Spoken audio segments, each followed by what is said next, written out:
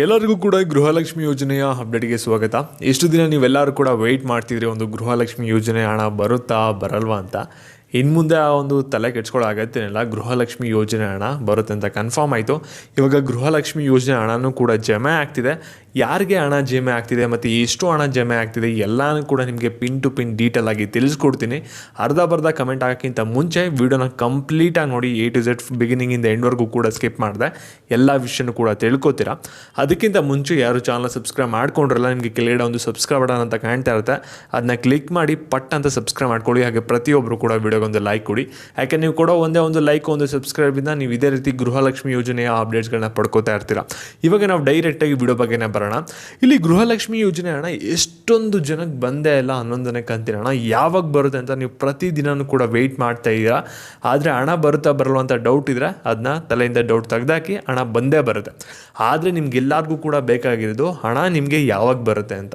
ಯಾಕೆಂದರೆ ನೀವೆಲ್ಲರೂ ಕೂಡ ಕಮೆಂಟ್ ಆಗ್ತಾ ಇದ್ದೀರಾ, ನಮಗೆ ಮಂಡ್ಯ ಜಿಲ್ಲೆಗೆ ಬಂದಿಲ್ಲ, ಮೈಸೂರಿಗೆ ಬಂದಿಲ್ಲ, ಬೆಂಗಳೂರಿಗೆ ಬಂದಿಲ್ಲ, ಕಲಬುರಗಿಗೆ ಬಂದಿಲ್ಲ, ಇದೇ ರೀತಿ ಹಲವಾರು ಜಿಲ್ಲೆಗಳನ್ನ ನೇಮ್ ಮೆನ್ಷನ್ ಮಾಡಿಬಿಟ್ಟು ನಮಗೆ ಹಣ ಬಂದಿಲ್ಲ, ಯಾವಾಗ ಬರುತ್ತೆ, ನಾವು ವೆಯ್ಟ್ ಮಾಡ್ತಾ ಇದ್ವಿ, ಗೃಹಲಕ್ಷ್ಮಿ ಹಣ ನಮಗೆ ಬರ್ತಾನೆ ಇಲ್ಲ ಅಂತ ಕೇಳ್ತಾ ಇದ್ದೀರಾ. ಮತ್ತೆ ಇದ್ರ ಜೊತೆಗೆ ಸಾಕಷ್ಟು ಜನ ವೀಡಿಯೋನ ಕಂಪ್ಲೀಟಾಗಿ ನೋಡಲ್ಲ, ಮಧ್ಯ ಓಡಿಸಿರೋ ವೀಡಿಯೋನ ಆಮೇಲೆ ತಲೆಗೆ ಬಂದಂಗೆಲ್ಲ ಕಮೆಂಟ್ ಆಗ್ತಾರೆ.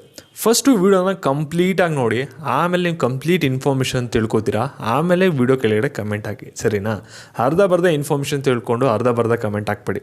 ಅದಕ್ಕೋಸ್ಕರ ಮೊದಲೇ ಹೇಳ್ತಾ ಇದ್ದೀನಿ.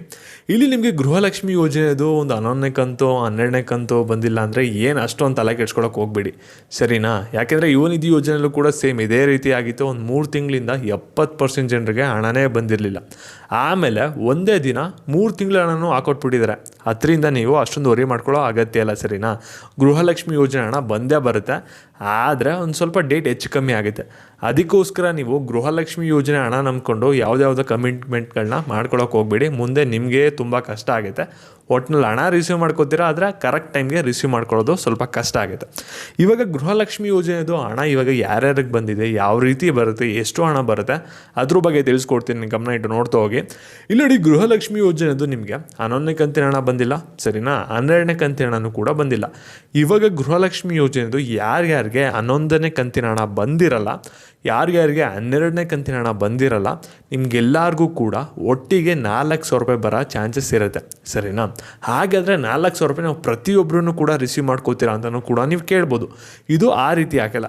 ಕೆಲವ್ರಿಗೆ ಏನಾಗುತ್ತೆ ಅಂದರೆ ಕಾಲು ಭಾಗ ಜನಕ್ಕೆ 4,00,000 ರೂಪಾಯಿನೂ ಕೂಡ ಹಾಕ್ಕೊಡ್ಬೋದು. ಇನ್ನು ಮಿಕ್ಕಿದ ಜನಕ್ಕೆ ಕೆಲವ್ರಿಗೆ 1 ತಿಂಗಳದ್ದು ಹಾಕ್ಕೊಟ್ಬಿಟ್ಟು ಇನ್ನೊಂದೆರಡು ವಾರ ಟೈಮ್ ತೊಗೊಂಡು ನಿಮಗೆ 12ನೇ ಕಂತಿನ ಹಣ ಹಾಕ್ಕೊಡ್ಬೋದು.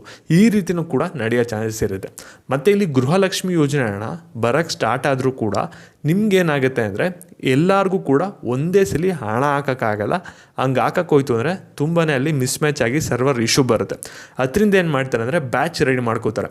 ಇವತ್ತು ಒಂದಿಷ್ಟು ಲಕ್ಷ ಜನಕ್ಕೆ ಹಾಕೋಣ, ನಾಳೆ ಒಂದಿಷ್ಟು ಲಕ್ಷ ಜನಕ್ಕೆ ಹಾಕೋಣ, ನಾಳಿದ್ದು ಒಂದಿಷ್ಟು ಲಕ್ಷ ಜನಕ್ಕೆ ಹಾಕೋಣ ಅಂತ ಆ ರೀತಿ ಡಿವೈಡ್ ಮಾಡಿಕೊಂಡು ಒಂದು ವಾರ, ಒಂದು 15 ದಿನ ಡೆಡ್ಲೈನ್ ತೊಗೊಂಡು ಅಷ್ಟರಲ್ಲಿ ಎಲ್ಲರಿಗೂ ಕೂಡ ಹಣ ಹಾಕೋ ಸರಿನಾ? ಮತ್ತು ಇವಾಗ ಲಕ್ಷ್ಮೀ ಹೆಬ್ಬಾಳ್ಕರ್ ಕೊಟ್ಟಿರೋ ಸ್ಟೇಟ್ಮೆಂಟು ಕೂಡ ನಿಮ್ಮ ಕಣ್ಮುಂದೆ ಇದೆ. ಅವ್ರು ಹೇಳಿದ್ದೇನೆ ಅಂದರೆ ಜುಲೈ 15ನೇ ತಾರೀಕು ಆದಮೇಲೆ ಹಣ ಬರುತ್ತೆ ಅಂತ ಹೇಳಿದ್ರು. ಅಂದರೆ ಇವತ್ತು ನಿಮಗೆ ಮಧ್ಯಾಹ್ನ ಆದಮೇಲೆ ನಿಮಗೆ ಎಲ್ಲರಿಗೂ ಕೂಡ ಗೃಹಲಕ್ಷ್ಮಿ ಯೋಜನೆ ಹಣ ಬರೋಕ್ಕೆ ಸ್ಟಾರ್ಟ್ ಆಗುತ್ತೆ. ಆದರೆ ನಿಮ್ಗೇನಾದರೂ ಇವತ್ತು ಬಂದಿಲ್ಲ ಅಂದರೆ ನೀವೇನು ಮಾಡಿ ಅಂದರೆ ಇನ್ನೊಂದು 2-3 ದಿನ ವೆಯ್ಟ್ ಮಾಡಿ, ಖಂಡಿತವಾಗ್ಲೂ ಬಂದೇ ಬರುತ್ತೆ. ಮತ್ತು ನಿಮ್ಗೆ ಹಣ ಬಂದಾದಮೇಲೆ ಈ ಒಂದು ವಿಡಿಯೋ ಕೆಳಗಡೆ ಬಂದ್ಬಿಟ್ಟು ಇವತ್ತು ಸಂಜೆ ನೀವು ಕಮೆಂಟ್ ಹಾಕಬೇಕಾಗುತ್ತೆ. ಅವಾಗ ಬೇರೆಯವ್ರಿಗೆ ಭರವಸೆ ಬರುತ್ತೆ, ಗೃಹಲಕ್ಷ್ಮಿ ಹಣ ಬಂದಿದೆ, ನಮಗೂ ಕೂಡ ಬರುತ್ತೆ ಅಂತ. ಮತ್ತು ಈ ಒಂದು ವಿಡಿಯೋನ ಪ್ರತಿಯೊಬ್ಬರಿಗೂ ಕೂಡ ಶೇರ್ ಮಾಡಿ, ಗೃಹಲಕ್ಷ್ಮಿ ಹಣ ಪಡಿತಾ ಇರೋರಿಗೆ. ಮತ್ತು ಇದೇ ರೀತಿ ಅಪ್ಡೇಟ್ಸ್ಗಾಗಿ ಚಾನಲ್ನ ಸಬ್ಸ್ಕ್ರೈಬ್ ಮಾಡ್ಕೊಳ್ಳಿ. ಧನ್ಯವಾದ.